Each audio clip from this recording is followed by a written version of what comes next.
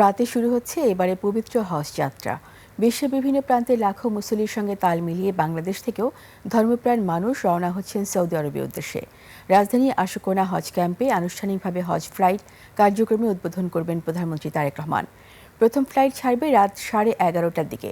কার্যক্রম শুরুর প্রথম দিনে বিমান বাংলাদেশ এয়ারলাইন্স, সাউদিয়া ও ফ্লাইনেস সহ বিভিন্ন এয়ারলাইন্সের 13টি ফ্লাইট পরিচালিত হবে। এবছর বাংলাদেশ থেকে ৭৮,০০০-এর বেশি মুসল্লি পবিত্র হজ পালনে সৌদি আরব যাচ্ছেন।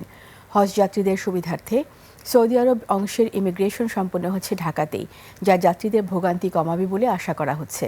এদিকে হজ ব্যবস্থাপনায় এরই মধ্যে সৌদি আরবে পৌঁছেছে ১৭১ সদস্যের মেডিকেল টিম।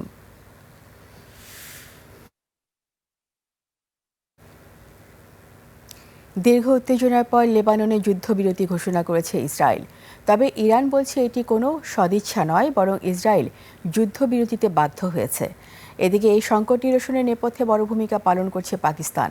তবে লেবানন থেকে এখনই ইসরায়েলি সেনারা সরে যাবে না বলে মন্তব্য করেছেন দেশটির প্রতিরক্ষা মন্ত্রী। নাইম আহমেদের ডেস্ক রিপোর্ট। লেবাননের আকাশে এখন বারুদের গন্ধ কিছুটা কম। ইসরায়েলি প্রতিরক্ষা মন্ত্রী ইসরায়েল কাটস জানিয়েছেন হিজবুল্লাহকে নিরস্ত্রীকরণই তাদের মূল লক্ষ্য। তবে আপাতত একটি যুদ্ধবিরতি কার্যকর হয়েছে। কিন্তু তেল আবিব স্পষ্ট করে দিয়েছে দক্ষিণ লেবাননের যে এলাকাগুলো তারা দখল করেছে সেখান থেকে এখনই সেনা সরছে না।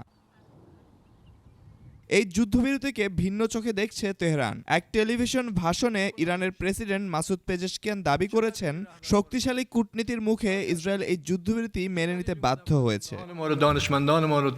এই উত্তপ্ত পরিস্থিতিতে মধ্যস্থতাকারী হিসেবে আলোচনায় উঠে এসেছে পাকিস্তানের নাম।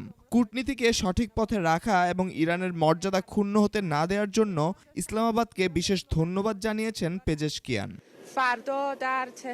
তবে তেহরান শুধু লেবাননে সীমাবদ্ধ থাকতে নারাজ। ইরানের উপপররাষ্ট্রমন্ত্রী সাইদ খাতিবজাদে সাফ জানিয়ে দিয়েছেন তারা কোনো সাময়িক যুদ্ধবিরতি গ্রহণ করবেন না। লোহিত সাগর থেকে লেবানন পর্যন্ত পুরো অঞ্চলে যুদ্ধের অবসান চায় তেহরান। এদিকে সংকটের ছায়া পড়েছে বিশ্ব অর্থনীতিতেও। আন্তর্জাতিক জ্বালানি সংস্থা আইইএ প্রধান ফাতিহ বিরল সতর্ক করেছেন, হরমুজ প্রণালী দীর্ঘ সময় বন্ধ থাকলে জ্বালানির আকাশচুম্বী দামের মুখে পড়বে বিশ্ব। উদ্ভূত পরিস্থিতি নিয়ে ভার্চুয়াল বৈঠক ডেকেছে যুক্তরাজ্য ও France. Naim Ahmed, desk report, ২১ television.